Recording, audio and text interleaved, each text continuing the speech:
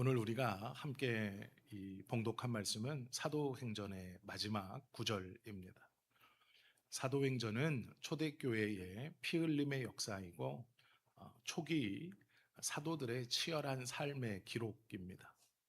그래서 이 사도행전의 마지막이 중요합니다. 왜 그러냐면 성령의 뜻에 순종하고 하나님의 뜻에 매여서 평생을 살았던 사명의 사람의 마지막이 어떠한가를 우리에게 잘 보여주고 있기 때문에 그렇습니다. 왜 그러냐면 우리도 하나님의 뜻을 곡해 없이 우리의 삶에서 잘 이루어 나아가고 또 그 말씀을 쫓아서 우리의 삶에 소위 비전과 사명이라고 말하는 것을 이루며 살아가고 마지막은 이 사도 바울의 고백처럼 우리의 고백도 우리의 모습도 이래야 함이 어떠한 모습인가를 보여주기 때문에 그렇습니다. 바울은 로마에 입성하기를 원하고 원했습니다. 그가 생각할 때 로마는 하나님의 말씀을 많은 사람들에게 전할 수 있는 복되고 귀한 곳이었습니다. 로마에 가서 하나님의 말씀 전하기를 소원했습니다. 그래서 주변에 성도들이 모일 때 또 공동체에 들어갔을 때 바울은 잊지 않고 이야기합니다. 내가 로마에 가서 복음 전하기를 원하노라. 내가 로마를 들려보기를 원하노라. 이게 무슨 말이냐면 두 가지 의미가 있습니다. 하나는 내가 로마에 가서 복음을 전할 수 있도록 기도해 주어라 라는 의미가 있고, 혹여 너희가 아는 사람 중에 로마 본토인이거나 로마에 어떤 영향력이 있는 사람이 있다면 나를 좀 그 사람에게 소개해 줘라. 즉 로마에 들어갈 수 있는 여러 가지 기회들을 보고 있었다라고 생각할 수 있습니다. 우리의 생각에 로마에 들어가는 것이 뭐 그렇게 어려운가? 그냥 가면 되지. 배 타고 가면 되지라고 생각하지만 로마의 수도에 들어간다는 것은 그렇게 말처럼 쉽지 않습니다. 이 시대는 어떤 지역의 메인 성, 주성에 들어가는 것도 신분을 검사하고 왜 왔는지, 초청자는 누구인지, 어떤 일이 있는지 이것들을 상세하게 조사했습니다. 특별히 메인 초청자나 유력한 자의 초대나 신원 보증이 없으면 장사하는 사람들이 들어가는 외성에서 세 번째 성 몇 가지만 들어갈 수 있고, 그 안에 귀족들이 거하는 곳이나 더 안에 왕궁 근처에는 가지 못했습니다. 쉽게 얘기하면 성 안으로 들어간다고 해서 다 다닐 수 있는 것이 아닙니다.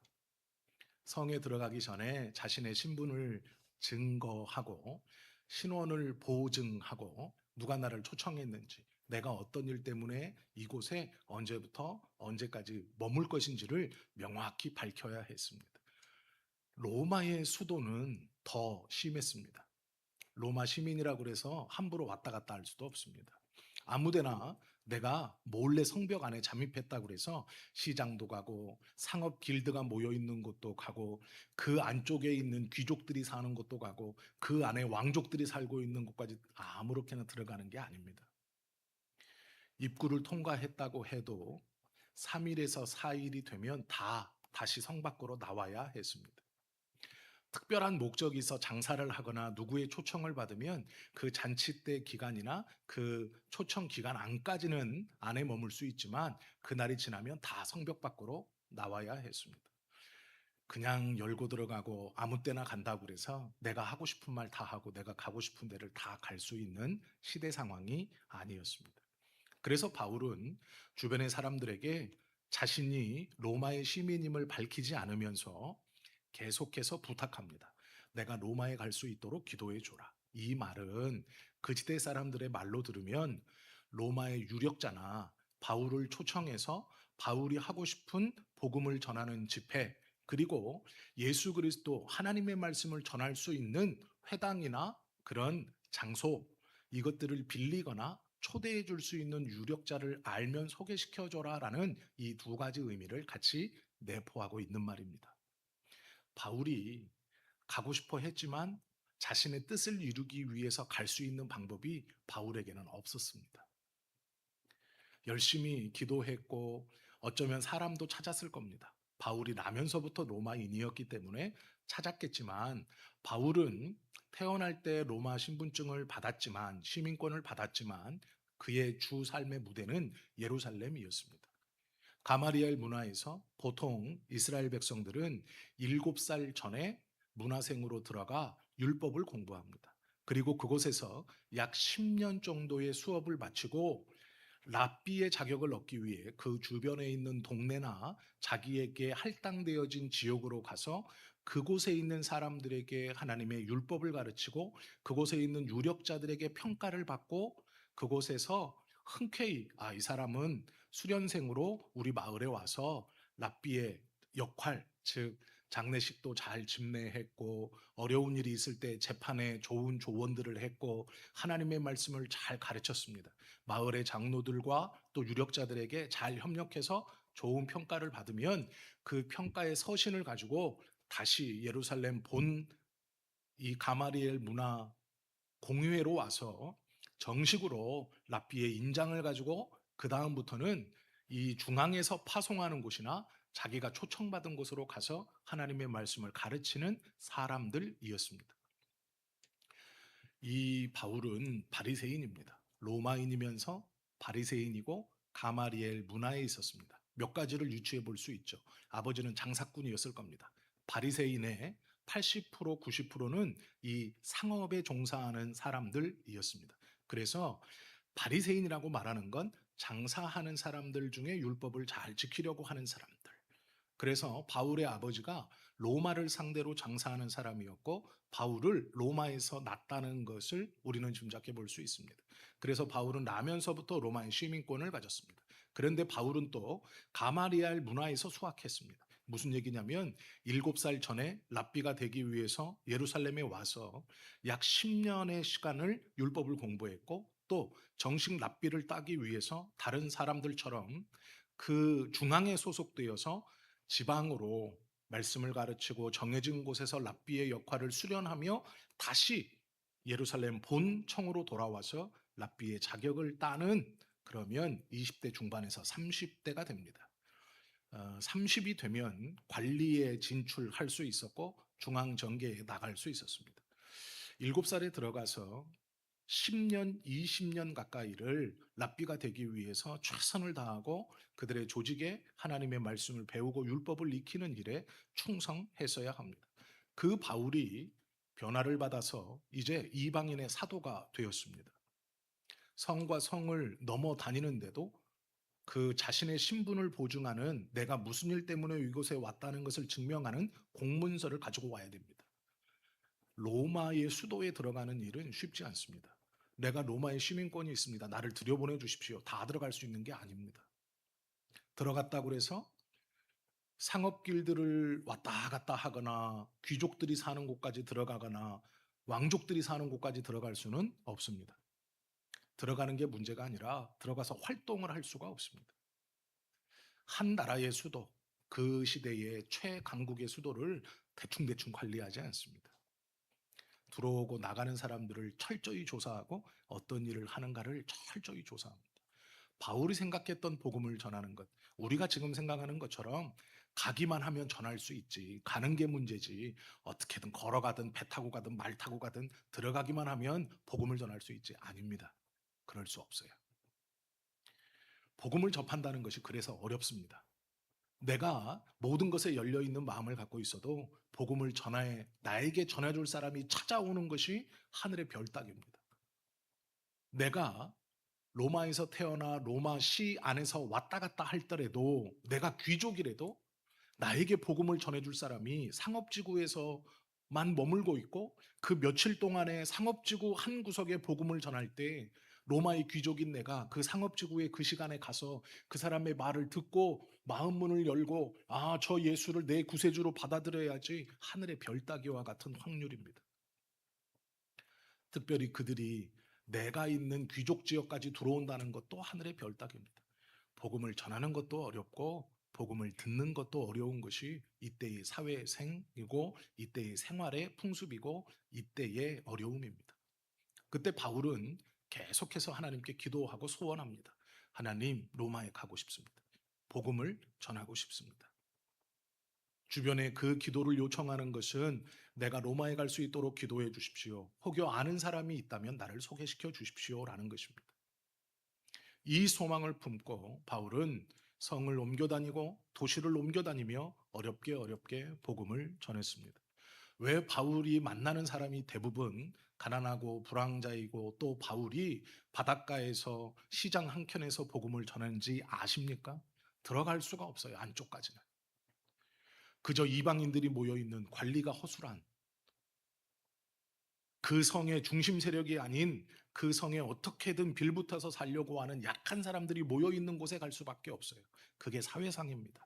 그래서 그 한 구석에서 복음을 전하는 거예요. 그러다 돈이 좀 많은 자주장사 루디아를 만나면 그 사람을 덥석 붙들고 상업권 지역까지 진출하는 겁니다. 그래서 그 사람이 하는 장사나 그 사람이 속해 있는 길드 주변에서 하나님의 말씀을 전하는 거예요. 그러다가 귀금속을 사러 온 귀족의 눈에 띄어서 야, 이거 하는 말이 신기하고 놀랍다. 데리고 들어가면 귀족들이 사는 안쪽까지 들어가 복음을 전하는 겁니다. 바울이 원하는 것이 그거예요. 그렇게 복음을 전할 수밖에 없습니다. 예수님의 제자들이 로마에 가도 복음을 전하지 못합니다. 왜요? 들어갈 수가 없어요.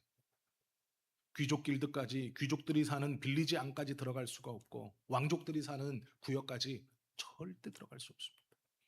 그저 불황자들이 사는, 이민자들이 사는, 가난한 사람들이 사는, 노예는 아니지만 정식 시민도 아닌 여러 곳에서 몰려온 사람들, 집도 절도 없는 사람들, 하층민들이 사는 그 지역에 들어가 복음을 전하는 겁니다. 그래서 초대교회 성도들의 대부분들이 노예였고 가난한 사람이었고 고아와 과부들일 수밖에 없었습니다. 복음을 전하는 것도 힘들었고 복음을 듣는 것도 거의 불가능한 일이었습니다. 그래서 오늘 사도행전 28장은 중요합니다. 바울에게 로마에 입성하는 기회가 열렸습니다. 바울이 로마에 입성할 때 로마에 들어가기 전 상황을 우리는 알고 있습니다. 성경에는 뭐라고 기록하냐면 바울이 2차 전도 여행을 다 마치고 예루살렘으로 돌아오기를 원했습니다. 그때 성령께서 바울의 꿈으로 보여주십니다. 로마에 갔더니 예루살렘에 다시 돌아가려고 봤더니 자기가 포박당해서 잡혀가는 꿈을 꿉니다. 끌려가는 꿈을 꿉니다. 무슨 꿈인지 분명히 알았습니다. 아, 내가 예루살렘에 들어가면 잡히는구나. 내가 예루살렘에 돌아가면 이제 잡히는구나. 그때 나이 많은 선지자가 중간에서 바울을 잡습니다. 그리고 얘기합니다. 성령께서 나에게 꿈으로 미래를 보여주셨네. 자네가 예루살렘에 가면 반드시 잡힐 것이네. 그러니 도망치게. 그러니 숨어있게. 그런데 바울이 압니다. 저도 그 꿈을 꾸었습니다. 그래서 가야 합니다. 뻔히 잡힐 걸 알고 뻔히 결박당하는 것을 꿈으로도 보았고 다른 나이 많은 하나님의 사람에게 들었는데도 바울이 갑니다. 왜요? 결박당해서 결국 자기가 기도하고 소원했던 로마로 갈 것을 알았기 때문입니다. 압송당하자 그는 자신의 정체를 밝힙니다. 내가 로마 시민이다. 황제에게 재판을 받아야 하겠다라고 말합니다. 고발은 유대인들이 했어요. 그런데 재판을 유대인에게 받는 게 아니라 로마 황제에게 받기를 원합니다. 로마에서 받기를 원합니다. 바울의 기도가 응답되는 순간입니다. 다른 사람은 잡혀가는 것이고 갇혀가는 것이고 잡히면 죽을지도 모르는 길이지만 바울이 평생 기도하고 소원했던 주변에 그렇게 얘기하고 다녔던 내가 로마에 가서 복음을 전할 수 있도록 기도해 주세요 했던 것이 응답되는 방법입니다. 그러기에 바울은 두려워하지 않았습니다. 놀랍지 않습니까? 어떻게 잡혀가는 것이 기도 응답이 됩니까? 어떻게 감옥에 가는 것이 기도 응답이 됩니까? 바울이 기도한 것은 우리가 들을 때는 복음 전하는 겁니다. 하나님의 말씀을 로마에 전하는 겁니다. 세계의 중심이라는 그 시대의 세계의 수도이고 중심이고 모든 길은 로마로 통한다라는 말이 있을 정도로 팍스 로마나 로마에 의한 평화라는 것을 말할 정도의 시대입니다. 그때 바울이 소원하고 소원했습니다. 하나님, 로마에 가서 복음 전하기를 원합니다. 그러면 사람들이 생각했겠죠. 뭐라고 생각했을까요? 개선 장군처럼 입장해서 왕족에게도 복음을 전하고 그 왕족 중 하나가 복음을 듣고 심령의 변화를 일으켜 눈물을 줄줄 흘리며 회개하면서 내가 잘못 살았구나. 내가 이제 예수를 믿겠다. 너의 말이 생명을 살리는 말이니 귀족의 빌리지도 들어가고 구역도 들어가고 상업구역도 들어가고 일반 불황자들이 왔다 갔다 하는 구역도 들어가고 네가 마음대로 다 들어다니면서 로마 전역에 복음을 전해라. 이렇게 꿈꿨을 겁니다. 다른 사람들도 아마 그렇게 기도했을지 모릅니다. 하나님, 바울이 로마에 들어가 복음을 전하기를 기도 부탁을 했는데 하나님께서 저 바울을 쓰시니 저 바울이 로마에 들어가 왕족에게도 귀족에게도 상업을 하는 그 부요한 장사꾼들에게도 일반 백성들에게도 또 하층민들 노예들에게도 하나님의 복이 마음껏 전해지기를 원합니다. 그렇게 바울을 인도해 주십시오. 기도했을 것입니다. 우리가 하나님 앞에 기도하는 것도 마찬가지죠. 하나님, 내가 주를 위해 살겠습니다. 그럼 어떻게 살겠다는 거예요? 선한 도구로 쓰임 받아서 잘 먹고 잘 살고 많이 베풀고 내가 먹는 곳에 풍성하게 있으니 너도 와도 된다. 너도 와도 된다. 내가 쓸 것이 풍성하게 있으니 너도 줘도 된다. 내가 너도 주겠다라는 것이 우리는 쓰임 받는다라는 생각입니다. 하나님, 내가 그렇게 쓰임 받고 싶습니다. 하나님, 내가 주를 위해 살겠습니다 라고 할 때 우리는 다 부흥하고 왕성해져서 그 남은 것을 나누고 살겠습니다가 우리의 쓰임 받음이고 우리의 기도의 제목이에요. 그런데 바울은 아니에요. 2차 전도 여행을 마치고 꿈을 꿉니다. 예루살렘에 들어가니 포박을 당합니다. 감옥에 갑니다. 그런데 압니다. 이거다. 응답이 왔다. 응답이 떨어졌다. 왜요? 로마에 들어갈 수 있는 방법이, 그곳에서 사람들을 만날 수 있는 방법이, 그곳에서 귀족을 만날 수 있는 방법이 이것입니다. 그러기에 피하지 않습니다. 도망치지 않습니다. 이것이 응답이다라는 확신 때문입니다. 그리고 예루살렘으로 당당히 걸어가 포박당합니다. 그리고 그 기도의 제목처럼 로마로 입성합니다. 묶여서 쇠고랑을 차고 죄인의 신분으로 로마에 들어갑니다. 그런데 바울은 하나님을 원망하거나 내가 당신을 위해서 목숨 걸고 이렇게 충성했는데 어떻게 이렇게 대접하십니까? 이건 아니지 않습니까? 내가 로마를 이렇게 들어오고 싶어 했습니까? 이 모양은 아니지 않습니까? 하지 않습니다. 그가 기뻐합니다. 그가 그곳에서 예수 그리스도를 이제나 저제나 담대히 전합니다. 놀랍지 않습니까? 이것이 하나님의 말씀과 하나님의 뜻이 무엇인가를 깨닫고 그 말씀을 붙들고 살아가는 사람의 모습이고 그 사람의 삶의 태도입니다. 말씀을 잘 전했으면 형통해야 될 것 같고 말씀을 잘 전했으면 부흥해야 될 것 같고 이적과 기적이 나타나면 사람들의 추앙을 받아서 왕이 돼야 되고 높은 사람이 돼야 됩니다. 이것이 제자들의 오해였고 우리들의 오해입니다. 그러나 바울은 그렇지 않습니다. 그가 예수 그리스도의 음성을 듣고 바울아, 내가 그렇게 핍박하는 예수다. 너는 어리석은 자처럼 왜 가시던 불에게 너의 뒤꿈치를 계속해서 찔리고 뒷발질을 하고 있느냐? 왜 이렇게 어리석으냐? 라는 말을 들었을 때 그가 광야로 나아가 3년의 시간 동안 하나님의 말씀을 깨닫고 그가 다시 돌아와 안디옥에서 하나님의 말씀을 가르쳤을 때 그의 마음 속에는 분명한 사명과 소명, 하나님의 뜻이 있었습니다.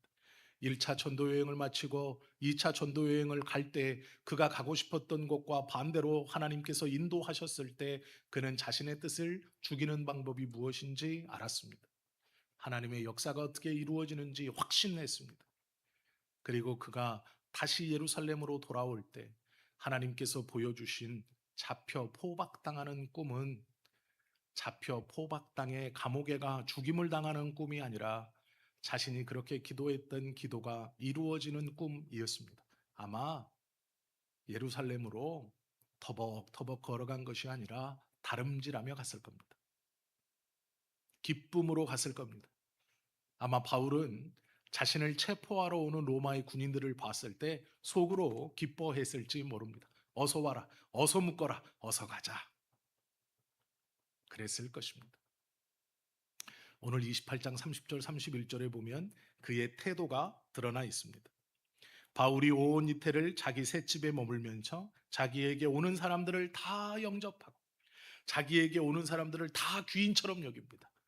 자기가 죄수인데 자기에게 오는 사람들이 누굽니까? 위로하러 오는 사람이나 복음을 들으러 오는 사람 둘 중에 하나에 다 영접합니다.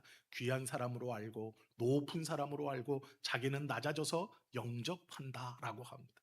그들을 다 받아들였습니다. 누구도 거절하지 않습니다. 좋은 사람, 높은 사람, 자기에게 은인과 같은 사람으로 다 받아들이고 하나님의 나라를 전파하여 줍니다. 그 나라가 어떤 나라인가? 죄인의 몸으로 자기를 찾아온 사람, 그 사람들을 영접하면서 여전히 그는 하나님의 나라가 어떤 나라인가? 주 예수 그리스도는 누구인가?에 대해서 담대하고 거침없이 가르쳐 줍니다. 이것이 바울의 놀라운 점입니다. 우리가 하나님을 믿고 하나님의 뜻대로 순종한다라고 할 때의 모습과는 조금 다르죠. 하나님의 말씀을 잘 살아가고 듣고 그 뜻을 펼치며 살아가고 싶지만 자존심을 다치면 안 되고 쉽지만 내 건강을 해치면 안 되고 쉽지만 너무 많은 경제적 손해가 있으면 안 되고 쉽지만 내 건강도 너무 많이 약해지면 안 됩니다. 우리는 이런 조건이 있습니다. 환경과 여건에 복을 받아야 내가 먼저 평안해야 주님의 말씀을 전할 수 있을 것 아닙니까? 라고 하나님께 말합니다. 내가 먼저 평안해야 되지 않겠습니까? 하나님, 그렇지 않습니다. 묶여 있는 중에도 그것이 기도 응답인 줄 알고 오는 모든 사람들을 귀하게 여기고 영접합니다. 그리고 그들에게 자신의 억울함을 탄원하거나 풀려나게 해달라고 말하지 않습니다. 바울이 말하는 것은 여전합니다. 하나님의 나라와 예수 그리스도에 관한 것을 거침없고 담대히 가르칩니다. 그들을 존귀하게 여기지만 자기가 무엇을 해야 하는지를 분명히 알고 그것을 행합니다. 다윗도 마찬가지고 다니엘과 엘리야, 욥도 마찬가지입니다. 다윗은 장인인 사울 왕에게 약 10년의 시간 동안 쫓겨다닙니다. 죽을 고비도 여러 번 느낍니다. 또한 바보 행세를 해가면서 죽음 가운데 모욕 가운데 이방인 왕에게 갔다가 코 흘리고 침 흘리고 소매를 닦으면서 네가 지금 나한테 미친 사람이 어떤 사람인지 내가 몰라서 보여주려고 저 다윗을 왕궁에 데리고 왔느냐라고 할 정도로 그런 모욕을 참아내며 살아냅니다. 포기하지 않아요. 삶을 살아냅니다. 견뎌냅니다. 10년의 시간을 보냅니다. 그리고 왕이 됩니다. 다니엘도 마찬가지. 사자굴에 들어갔습니다. 다 죽은 것이죠. 그러나 포기하지 않아요. 엘리야도 마찬가지입니다. 850명 앞에 납작 엎드려 하나님의 뜻을 구합니다. 그리고는 승리합니다. 욥도 마찬가지. 한나란 씨의 아들이 죽고 재산을 다 잃어버리고 그가 할 수 있는 거라곤 머리부터 발끝까지 난 욕창이 너무 가려워 기왓장으로 자신의 상처를 긁는 것뿐이었습니다. 그런데 포기하지 않습니다. 그리고는 마침내 하나님의 놀라운 은혜로 회복합니다. 가만히 생각해 보십시오. 하나님의 뜻대로 믿음의 사람이라고 기록되어져 있는 사람 중 우리가 생각하는 것처럼 계속해서 승승장구하고 계속해서 부자가 되고 계속해서 성공한 사람이 어디 있습니까? 없습니다. 곤두박질 치고 곤두박질 치고 곤두박질 침에도 불구하고 포기하지 않고 하나님의 뜻을 곡해하지 않고 하나님께서 원하시는 삶을 사려고 노력하고 최선을 다합니다. 구약에 있는 수많은 믿음의 사람들이 그랬고 오늘 본문의 바울 또한 마찬가지입니다. 바울은 하나님의 진의와 하나님의 뜻이 어느 곳에 있는가를 정확히 붙들고 살았습니다.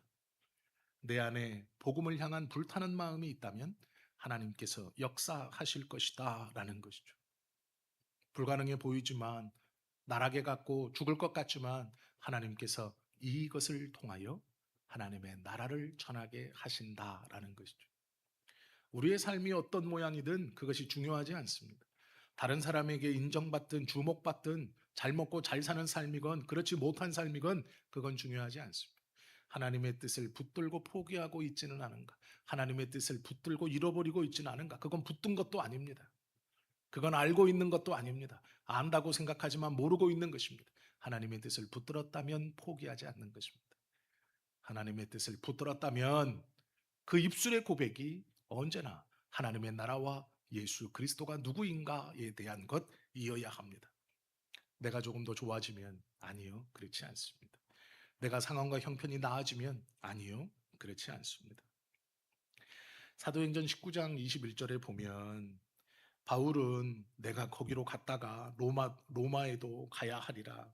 로마서 15장에도 보면 먼저 너희와 교제하여 약간 만족을 받은 후에 너희가 그리로 보내주기를 바란다 라고 말하면서 로마로 가겠다. 나를 좀 보내줘라. 로마로 계속 얘기합니다. 왜요? 로마의 복음을 전하는 것이 바울의 소원이었고 하나님은 그 소원에 지금 응답하신 겁니다. 물론 모양은 죄인이에요. 모양은 죄수예요. 발에는 착고가 차여 있어요. 바울이 원하지 않았던 어떤 모양인지는 모르겠습니다. 아마 이런 모습을 원하진 않았겠지만 하나님은 그 모양대로 역사하는 분이 아닙니다. 바울의 말은 흐트러지지 않고 그 환경과 여건에 영향을 받지 않습니다. 하나님의 나라를 전파하며 주 예수 그리스도에 관한 모든 것을 담대하고 거짓 없이 가르쳤다라고 말합니다. 타협하지 않아요. 내 상황이 이러니 부드럽게 버무려서 지금은 내 상황이 이러니 요 정도만 내가 부인할 수는 없고 아니라고 할 수는 없으니까 요 정도만 내 여건과 환경이 좋아지면 조금 더 많이 그렇지 않습니다. 거짓 없이 담대하게 가르쳤다라는 것이죠. 우리가 이 땅을 살아가는 목적도 마찬가지입니다. 복음에 합당한 삶, 하나님께서 우리의 입술로 고백하기 원하시는 것은 하나님의 나라와 주 예수 그리스도에 대한 올바른 고백입니다. 그것을 우리는 붙들고 고백하며 살아가야 한다라는 것이죠. 누군가는 감옥 안에서 그렇게 살고 우리는 지금 우리의 삶에서 그렇게 살면 됩니다. 우리가 세상을 살아가면서 조금 부족한 모습이 보일지라도 하나님의 나라를 전하는 일에는 부족하지 않습니다. 예수 그리스도가 우리의 구세주이고 다른 이의 구세주라는 것을 고백하기에는 전혀 부족하지 않습니다. 그가 사도행전 20장에서 고백하죠. 내가 달려갈 길과 주 예수께 받은 사명, 곧 하나님의 은혜의 복음을 증언하는 일을 마치려 하면은 나의 생명조차 조금도 귀한 것으로 여기지 않겠다 고백합니다. 이 고백이 진심이라는 것을 오늘 28장에 보여줍니다. 많은 성도들 앞에서 내가 귀신을 쫓은 직후, 병자를 낫게 한 직후, 내 말을 듣고 많은 사람이 그리스도를 믿기로 약속하면서 지금 자신을 주목하고 있는 그때 많은 사람이 나를 지지하고 하나님의 말씀 앞에 변화되어서 다 내 편인 것 같은 그 사람이 둘러싸 있을 때 바울이 고백합니다. 나는 내 생명도 이 복음 전하는 일에는 조금도 귀한 것으로 여기지 않습니다. 20장에서 그렇게 얘기했습니다. 그렇게 고백합니다. 그리고 28장에서 그는 그대로 실천합니다. 감옥에 갇히고 착고에 차여 자신에게 다가온 모든 사람들에게 자신의 목숨과 자신의 환경과 여건을 생각하지 않고 하나님의 나라와 예수 그리스도에 대해 담대히 고백합니다. 얼마나 놀랍습니까? 기도한 대로 살아갑니다. 하나님은 바울의 기도를 듣고 응답합니다. 감옥에 갇혀 있는데 고관 대작들을 만나게 합니다. 오히려 귀족들이 이 바울이라는 죄목이 신기하다. 유대인들이 고발했는데 이 바울이 온 로마를 소란스럽게 할 것이라고 말하고 다른 왕이 있다고 말하고 다른 나라가 있다고 말한다. 이게 도대체 무슨 말이냐?